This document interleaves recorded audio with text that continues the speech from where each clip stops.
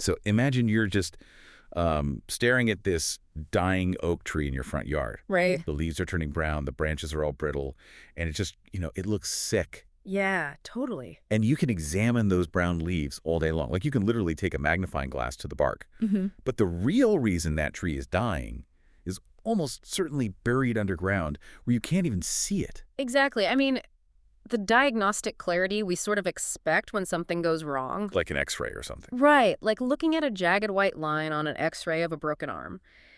That clarity just doesn't exist here. It forces you to look away from the really obvious symptom and look at the invisible environment. Which is hard to do. It is. But a soil scientist, they don't waste time trying to, fix a brown leaf. They immediately start examining the composition of the dirt, the drainage, the nutrient levels, because the environment dictates the outcome. The environment dictates the outcome, which is the perfect jumping off point for today's deep dive. Because today, we are taking that exact biological reality and applying it to human behavior. Yes. And we're using a really highly specific, but honestly just fascinating source document for this. It's titled, What a DSL Can Learn From a Soil Scientist. It's such a great read. But before we dive into the deep end, we should probably clarify what a DSL actually is. Oh, yeah, good call. So DSL stands for Designated Safeguarding Lead. Right.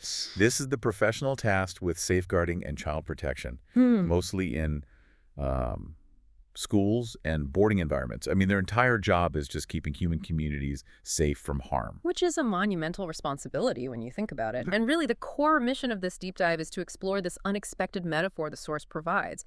It's this framework that completely shifts how we understand human dynamics. And for you listening, even if you have absolutely nothing to do with school administration or teaching, this concept fundamentally changes how you view your office, your friend group, or, even your family. Yeah, because we are going to unpack how the hidden soil of literally any environment dictates the visible behaviors and the overall safety of everyone growing within it. Exactly. So where do we start? Well, let's start with what happens when things go wrong. Right. Like a crop fails. Or in the human world, a student acts out. Right, the brown leaves. Exactly. The brown leaves, maybe it's sudden aggression, or maybe it's complete withdrawal, or even maybe it's this extreme, really rigid perfectionism where a kid is just terrified of making a single mistake. Oh, yeah. Our source points out that for soil scientists, a struggling plant rarely indicates a weakness in the plant itself. It almost always points to a problem in the surrounding ecosystem. And the translation to human behavior here is just so profound, because when a student, or honestly, an employee for that matter, when they exhibit challenging behavior, the default human instinct is to label it as a character flaw. Oh, 100%. We say, that person has an attitude problem, or that kid is just unmotivated. But safeguarding professionals are taught that this visible behavior usually reflects deeper, invisible conditions. Like what kind of conditions? Things like emotional insecurity, chronic stress, or cultural exclusion that are just sort of operating below the surface. So the behavior is just the symptom. The underlying harm actually exists long before anyone even notices the symptoms. Yes, exactly. Think about physical soil contamination. A patch of land can sit there quietly harboring heavy metals or, toxic runoff for decades. Wow, decades. Yeah, and nobody knows it's toxic until they try to grow something sensitive in it. And the text argues that unsafe safeguarding cultures develop in that exact same, really quiet way. Just totally silently. Right. They are built through long-term normalization, unchecked microaggressions, and generational cultural patterns that just get accepted as the way things are. It makes me think of carbon monoxide in a house. Oh, that's a really good analogy. Right. Great. Because you can't see it. You can't smell it. Everyone inside just starts feeling sluggish and sleepy. And if you don't know about the gas leak, you might look at your family and say, why is everyone being so lazy today? Okay. Like, get up and do something. Right. You blame them. Exactly. Yeah. It's like blaming a car for breaking down when you've been filling the gas tank with muddy water.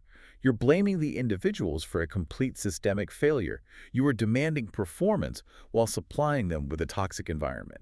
Muddy water in the gas tank. Yeah, that is perfectly put. And that strategic reframe from the text is what makes this so challenging for leadership. How so? Because we have to stop asking, what is wrong with this student? Or what is wrong with this employee? And we have to start asking, what conditions in this environment might be shaping this behavior? Oh, man. That forces whoever's in charge to literally look in the mirror. It does. It forces accountability onto the ecosystem creators. But looking in the mirror is hard. So leaders naturally just focus on what they can see, right? In schools or corporate offices, we are obsessed with visible incidents. We really We are. measure performance metrics. We react to crises. We focus on the leaves turning brown because it's tangible. It's right there. But focusing only on the surface is a trap, and the source highlights some really chilling examples of this. Like what? Well, you might have an entrenched bullying culture or normalized misogyny within a student body, or even just a chronic hidden loneliness running rampant through a boarding house. And nobody sees it. Because these things operate as silent, fear-based emotional environments, they can remain completely invisible to the adults or the managers in charge. That is terrifying. It is. They fester until some serious public damage finally breaks the surface. And by the time an actual crisis happens, the underlying conditions that caused it have usually been thriving for years. Okay, so diagnosing toxic soil is clearly only half the battle. If this contamination is silent and invisible, it really forces the question, how do you find it before the damage becomes public and irreversible? You have to go looking for it. Actively looking. Yes. Soil scientists never just walk out into a field, observe that the dirt is basically flat, and assume the environment is healthy just because nothing obvious is on fire. Right, they don't just glance at it and walk away. No, they actively take core samples, they monitor moisture, they examine the underlying structure directly. And the source insists safeguarding leaders have to do the exact same thing. They can't just walk the hallways, see that nobody is actively fistfighting, and assume the culture is safe. Exactly. They have to actively examine the foundation. And the document lists some very specific tools for this, right? Like using student voice, conducting climate analyses, running reflective audits, and utilizing boarding climate surveys. Yeah, and let's actually unpack what those look like in practice, because they aren't just corporate buzzwords. Yeah, please. Because what is a reflective audit, really? We'll take a reflective audit. This isn't a checklist where a manager just, confirms a fire extinguisher is on the wall. Right. A reflective audit involves sitting down with staff and asking hypothetical, scenario-based questions to see if the written policy matches the actual human reaction. Oh, interesting. Like what kind of questions? Like, if a student came to you at 4 p.m. on a Friday and said they felt unsafe, what would you actually do? Ah, I see. So you're checking the reflexes of the culture. Yes, checking the reflexes. And a boarding climate survey works similarly. It's not just a customer satisfaction survey asking, hey, do you like the cafeteria food? Right, rating it 1 to 5. Exactly, no. It's an anonymous tool designed to map the entire social web of a community. Map the social web. Wow. Who holds the unchecked social power in this dorm? Yeah. Who feels completely isolated? You are measuring the foundational culture because that foundation quietly determines everything else. It determines how confident students feel about disclosing harm. Yes, and how vigilant the staff actually is, and the baseline emotional resilience of the whole group. Okay, but let me look at this from a, pragmatic manager's perspective for a second. Sure. Let's say I run a department in a mid-sized company. My office is quiet, productivity is up, the quarterly numbers look great, and literally nobody has complained to HR in 2 years. The dream scenario. Right. So why shouldn't I just trust that piece? Digging into the dirt looking for problems feels like inviting trouble. I mean, isn't no news good news in this context? The temptation to believe that is incredibly strong. I mean, it's human nature. But the source material completely dismantles the no news is good news assumption. Really? How? Because some of the most harmful cultures survive and replicate precisely because nobody looked beneath the surface. A quiet environment is not synonymous with a safe one. So what is it then? It might just be suffering from what the text calls emotional silence. Emotional silence. Wow. That phrase kind of stops you in your tracks. It really does. Emotional silence means the students or the employees in your example simply lack the confidence to disclose harm. Because they're scared. Right. They do not feel relationally safe enough to speak up. So the outward calm you are seeing as a manager isn't peace, it's suppressed fear. Man, that makes me think of a classic corporate scenario. You have a team that never questions the boss, never brings up workflow issues, and just quietly does their work. Yep. And a bad manager thinks, wow, I have a highly disciplined, happy team. But the reality is, 2 years ago, someone complained about the boss's unrealistic deadlines, and that person got passed over for a promotion and quietly pushed out. Exactly. And the rest of the team watched that happen, so now they are emotionally silent. They aren't happy. They are just surviving. That is a perfect illustration. The outward metric productivity looks great, but the soil is completely toxic. And this is where the text introduces the concept of well-being The literacy. well-being literacy, okay. It's the recognition that human beings require healthy emotional ecosystems to function safely. It's the understanding that true community trust doesn't just spontaneously generate in the absence of conflict. Right, it doesn't just appear out of nowhere. No, it requires an active, maintained environment. Without well-being literacy, leaders equate silence with safety, completely unaware that the roots of their organization are literally rotting. Okay, so we've realized the oak tree is dying. We didn't trust the flat dirt. We did the reflective audits. We took core samples. And we found the carbon monoxide. We found the toxins. Right. The environment is lacking. The obvious next step is fix at it. But I'm guessing you can't just flip a switch to clean poison soil. Not at all. Cultivation is a long game. I mean, healthy soil does not happen by accident. No. In agriculture, it requires precise balance, ongoing maintenance, constant monitoring, and years of stewardship. Human cultures operate by the exact same rules. Healthy safeguarding cultures require deliberate relational work and consistent adult modeling. Let's break down what consistent adult modeling actually means, like on a random Tuesday. Because I think a lot of leaders misunderstand this completely. Oh, absolutely. It isn't giving a grand speech at the company retreat. It's the micro interactions. It's a teacher realizing they lost their temper with a student, and instead of pretending it didn't happen to save face, they publicly apologize to that student the next day. Yes. That models that the environment is safe enough for failure and accountability. Or it's a manager sitting in the break room, hearing a group of employees gossiping maliciously about a coworker and actively shutting it down instead of just, laughing along. Exactly. It is those daily, unglamorous moments that actually create the ecosystem.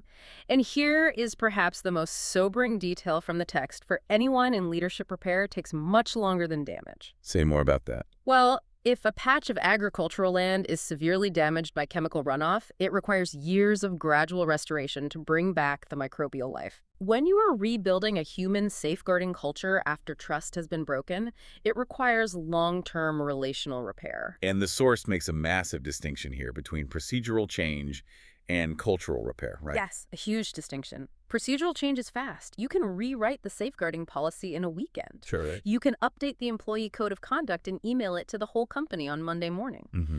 But cultural safeguarding repair is agonizingly slow. Students and staff remember the emotional environment long after the policies change. You cannot mandate trust. It sounds like a company changing its dress code or updating a handbook and expecting everyone to suddenly trust the CEO. Right. Like, the dress code is procedure. The trust is culture. And this explains why so many organizational overhauls just completely fail. Yeah. Leaders address the symptoms, they change the rules, but they don't do the slow work of changing the environment. Because it's hard. It's very hard. Emotional safety grows through repeated, consistent environmental conditions over time. It does not grow from isolated, one-off initiatives. You can't just hold a mandatory trust-building seminar on a Thursday afternoon and consider the soil cured. Right. Do you trust falls? We're good now. Exactly. And the text refers to this shift in thinking as the leadership shift. The leadership shift. What does that entail for the person at the top? The leadership shift requires leaders to focus on the relational climate daily. You stop obsessing purely over incident management and start obsessing over the ground conditions. Building trust drop by drop. Drop by drop to ensure belonging and identity. Are the adults in the room consistently modeling emotional regulation when they are stressed? That's a huge one. Right. Yeah. Are they reinforcing a sense of belonging for every single person every single day? Because if they aren't, the new policy manual is essentially worthless. So we have spent this whole time establishing that the environment is incredibly powerful, like almost determinative. But the source document includes a section it calls the honest bit, where we really have to address the glaring fundamental difference between a field of dirt and a human community. Yeah, the metaphor of the soil scientist is incredibly useful, but it does have boundaries. The text is very careful not to cross the line into biological determinism. Because humans are not plants. We are not plants. What DSLs or managers or parents must not take from this framework is the idea that people are just passive sponges shaped entirely by their environment. Right. The source explicitly defends the deep importance of human resilience and human agency. A safeguarding framework cannot reduce people to mere environmental products. A soil scientist studies ecological systems. A DSL studies human communities. The scope is fundamentally different. It is. But let me play devil's advocate here and ask the hard question. Go for it. If we put all this intense focus on the soil, on the systemic culture, the leadership modeling, the environment, do we inadvertently strip the individual of their own agency? That's a valid concern. Right, like, do we risk telling people, especially vulnerable young people, that they are somehow doomed to fail just because they happen to grow up or work in bad dirt? That is the exact trap the honest bit is warning against. Acknowledging the profound power of the environment does not erase human resilience. Okay. In fact, it's the opposite. It allows leaders to intentionally build the proper emotional ground conditions so that human agency can actually flourish safely. So it's more about removing the unnecessary friction. Think about it this way. An individual might be incredibly resilient. They might have the internal fortitude to survive a toxic workplace or a hostile classroom, Sure. but why should they have to? Right. The goal of testing the soil and doing this slow cultural repair is to identify contamination early, so that a person's resilience isn't being constantly drained by preventable systemic failures. You shouldn't have to be a superhero just to survive a Tuesday math class Exactly. or make it through your weekly marketing sync without having a panic attack. And that is the preventative power of this entire framework. By fixing the soil, you aren't dictating the person's final outcome. You are simply giving their natural agency, their natural talents, the best possible chance to grow without having to constantly expend energy fighting off toxins. Wow.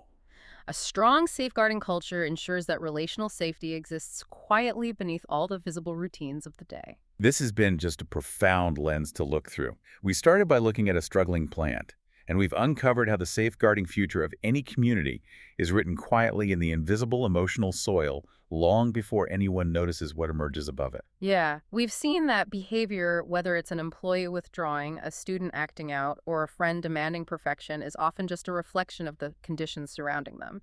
And we realized we absolutely cannot trust outward silence. We have to actively test the culture, searching for that dangerous emotional silence, and then commit to the slow, deliberate, daily stewardship required to cultivate actual relational safety. And the ultimate takeaway for you, listening to this, is that emotional safety is never just a stated policy. Never. Whether you are running a boarding school, managing a corporate team, captaining a sports team, or raising a family, the visible behavior you see is just the symptom of your deeper ecosystem. It's all about the dirt. Emotional safety is the daily, repeated conditions of trust, inclusion, and belonging that you cultivate in your own sphere of influence. It is the steady, sometimes exhausting work of adult modeling and relational repair. Because you can't just x-ray a community to see where it's broken.